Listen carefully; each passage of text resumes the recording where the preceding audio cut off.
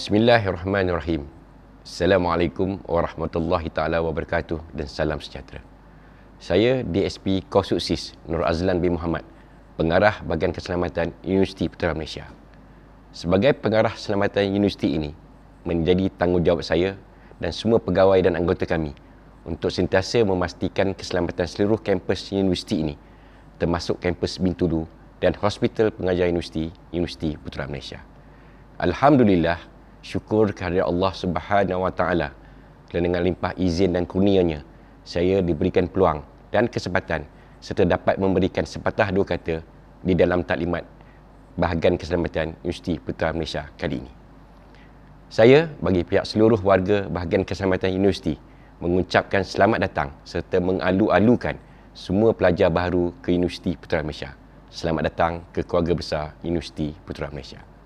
Saya sentiasa mengharapkan maklumat yang akan disampaikan di dalam taklimat ini dapat membantu anda semua untuk mengenali peranan kami di bahagian keselamatan dan seterusnya akan mewujudkan rasa selamat anda sepanjang pengajian anda di Universiti Putra Malaysia. Saya juga berharap semua pelajar baru dapat memanfaatkan maklumat yang akan dipaparkan dengan sebaiknya untuk kebaikan dan manfaat kita semua. Bahagian keselamatan telah ditubuhkan sejak tahun 1975 lagi.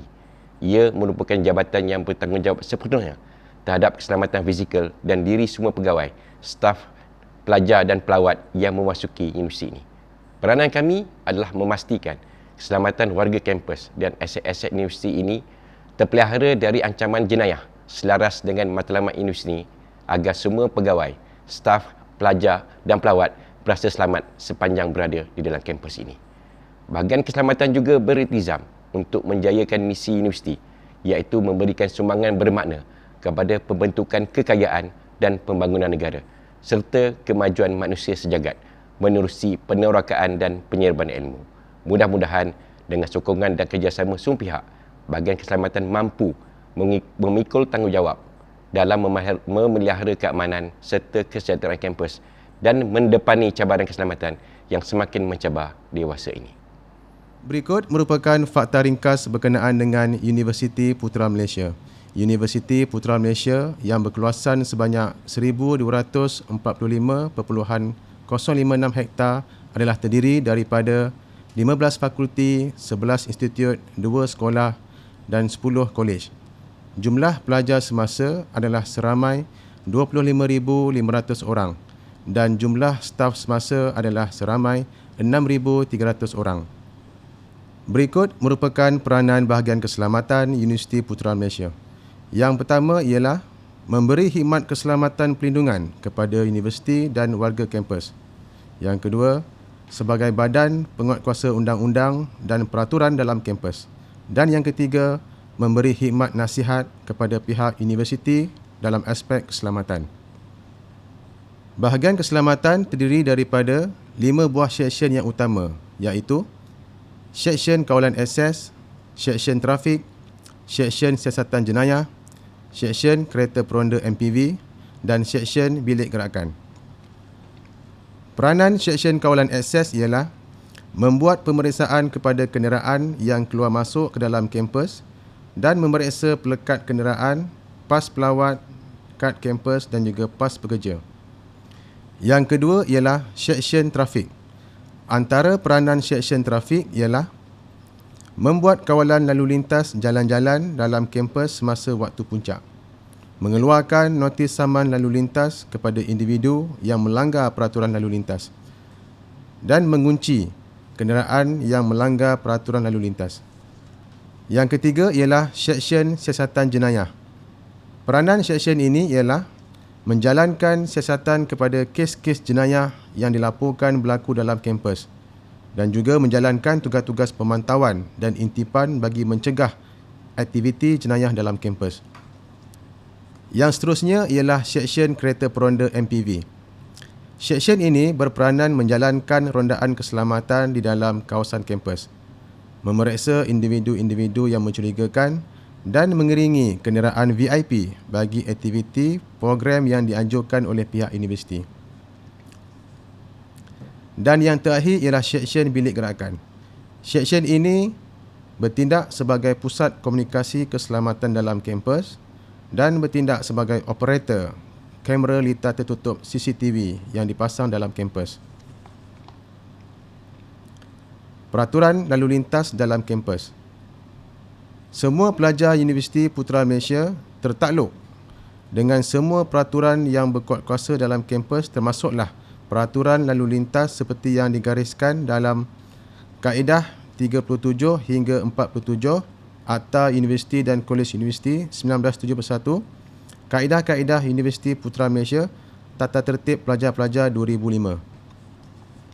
Berikut merupakan kesalahan-kesalahan lalu lintas berdasarkan kepada kaedah-kaedah tersebut. Yang pertama, Kaedah 37 dan 38, iaitu tidak memiliki dan mempamerkan pelekat kenderaan. Kaedah 39, melebihi had laju dalam kampus iaitu 35 km per jam. Kaedah 40, memandu selain di atas jalan raya, sebagai contoh kaki lima, laluan pejalan kaki dan lain-lain. Kaedah 41, meletakkan kenderaan secara menghalang lalu lintas. Kaedah 42, meletakkan kenderaan di tempat yang dihaskan. Kaedah 43, membonceng melebihi daripada seorang. Kaedah 44, melanggar apa-apa arahan lalu lintas. Kaedah 45, tidak memiliki lesen memandu dan kad pelajar semasa memandu. Kaedah 46, menghalang aliran lalu lintas. Dan kaedah 47, melakukan apa-apa perbuatan yang menjadi kesalahan di dalam Akta Pengangkutan Jalan 1987. Bahagian Keselamatan telah mengeluarkan pelekat kenderaan pelajar UPM kepada semua pelajar yang layak memiliki dan membawa kenderaan dalam kampus. Berikut merupakan kategori pelajar yang layak untuk memiliki dan membawa kenderaan dalam kampus.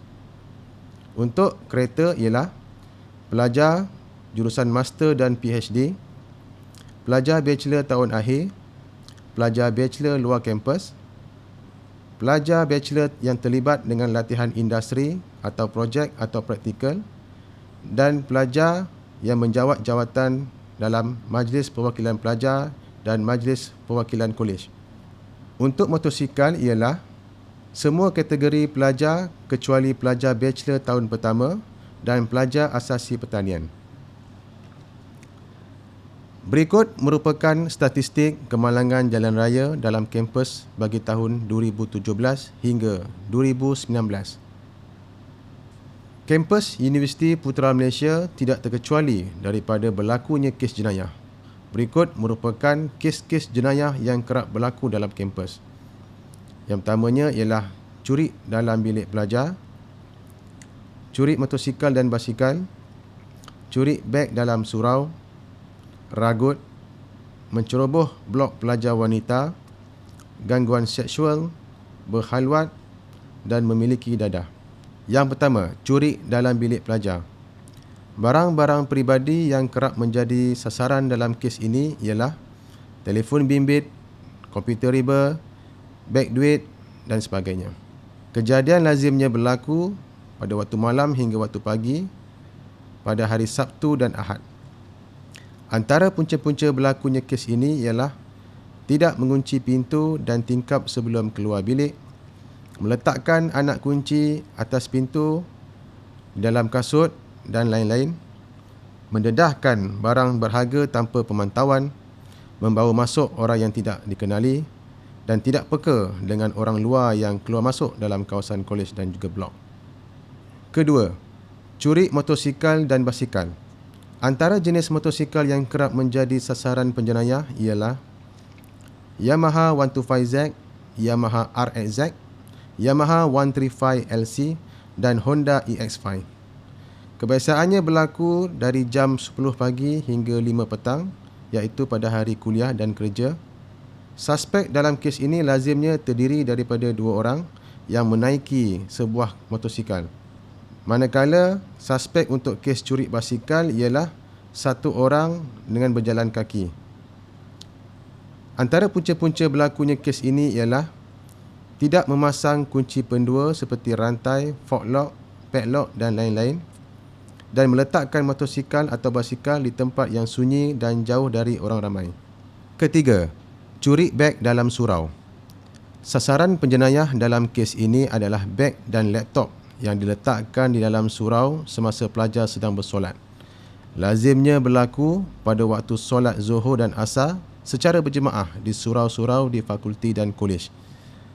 Antara punca berlakunya kes ini ialah pelajar sering meletakkan beg dan laptop di belakang semasa bersolat.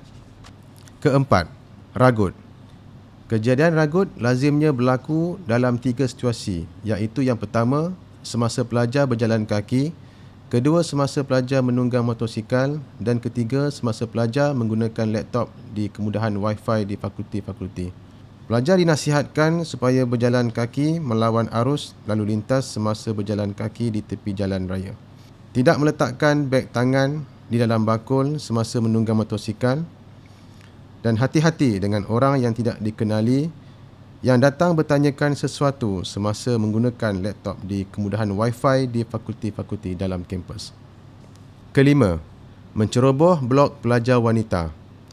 Kelazimannya kes ini berlaku pada waktu malam dari jam 12.30 malam hinggalah jam 6 pagi dengan tujuan sama ada untuk mencuri, mengintai, mencabul dan berkhalwat. Para pelajar wanita dinasihatkan agar sentiasa mengunci pintu bilik pada waktu malam, terutamanya semasa tidur. Gangguan seksual, iaitu gangguan berbau seksual dalam bentuk fizikal, lisan, isyarat dan visual. Dalam bentuk fizikal ialah sentuhan, tepukan, cubitan, urutan, geselan terhadap tubuh badan tanpa kerelaan dan tidak bersesuaian. Lisan, iaitu teguran, gurauan, komen-komen, jenaka, mengusik, membuat bunyi dan menyoal perkara-perkara yang berunsurkan seksual. Isyarat, iaitu menjelir lidah, membuat mimik muka, menjilat bibir, memakan makanan secara provokatif, membuat isyarat tangan atau apa-apa bahasa badan yang berbentuk lucah dan menggoda. Visual, iaitu menunjukkan material-material pornografi, melukis atau menulis atau menghantar mesej atau teks sesuatu berunsur seksual dan mengambil gambar atau video tubuh badan seseorang tanpa kerelaan untuk tujuan seksual. Para pelajar, terutamanya wanita, dinasihatkan agar tidak bersendirian semasa berada di sekitar kawasan kampus, berhati-hati berkawan dengan individu yang tidak dikenali, tidak mudah percaya dengan individu yang tidak dikenali, jangan menyerahkan nombor telefon bimbit kepada individu yang tidak dikenali dan elakkan ke tempat yang sunyi dan jauh dari orang ramai. Ketujuh, berkhalwat. Terdapat pelajar yang terlibat dengan perbuatan ini di mana kejadian ini sering berlaku di dalam kereta yang diletakkan di kawasan-kawasan gelap dan sunyi. Dan yang terakhir adalah salah guna dadah. Lazimnya dadah yang digunakan adalah jenis ganja. Para pelajar, terutamanya lelaki, diingatkan agar menjauhkan diri dari aktiviti ini atau tindakan tegas akan diambil termasuklah buang pengajian. Berikut merupakan statistik kejadian jenayah dalam kampus dari tahun 2017 hingga 2019.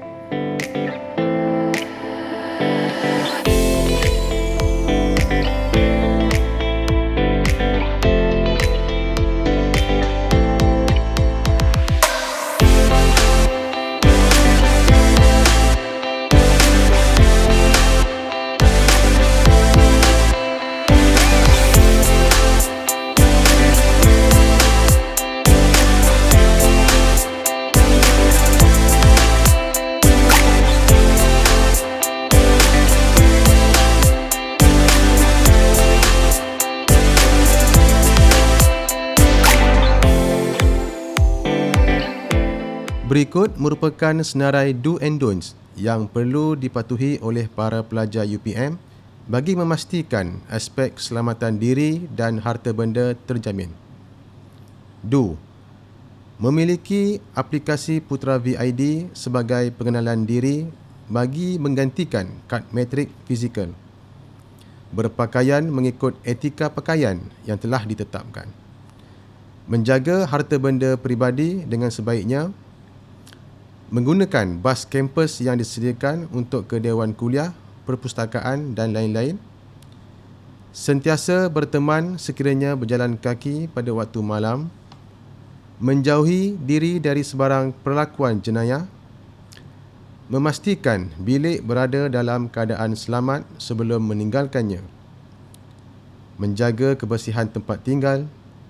Hubungi terus bahagian keselamatan sekiranya berlaku sebarang kecemasan dan mematuhi arahan dari masa ke semasa oleh pihak kolej atau universiti. Dun. Berada di luar premis kolej selepas jam 12.30 malam. Membawa, memiliki dan menunggang atau memandu kenderaan tanpa kebenaran dalam kampus. Terlibat dengan aktiviti perjudian, membawa masuk minuman keras, dadah dan bahan lucah. Melibatkan diri dalam pekerjaan di luar kampus tanpa kebenaran, menceroboh dalam kawasan-kawasan larangan dalam kampus, menganjurkan program atau aktiviti dalam kampus tanpa kebenaran, menerbit dan mengedarkan apa-apa risalah atau dokumen bertulis tanpa kebenaran, membawa masuk orang luar atau pelajar lain ke dalam premis kolej tanpa kebenaran, berpindah tempat tinggal tanpa kebenaran pihak kolej, membuat bising sehingga mengganggu pelajar lain, dan masuk dan keluar kampus selepas tengah malam tanpa kebenaran. Sekiranya berlaku sebarang kejadian jenayah atau sebarang kes kecemasan, sila hubungi pihak kami di talian berikut untuk mendapatkan bantuan awal. Dan talian kami beroperasi selama 24 jam setiap hari. Pihak kami mengalu-alukan komen dan cadangan dari semua pihak untuk penambahbaikan yang bersesuaian bagi meningkatkan kualiti perkhidmatan keselamatan dalam kampus Universiti Putrajaya Besar ini. Akhir kata, saya mengucapkan sekali lagi selamat datang dan tahniah kepada semua pelajar baru yang telah terpilih untuk mengikuti pengajian di salah satu universiti terbaik di negara ini dan juga di antara Asia. Sekian, terima kasih.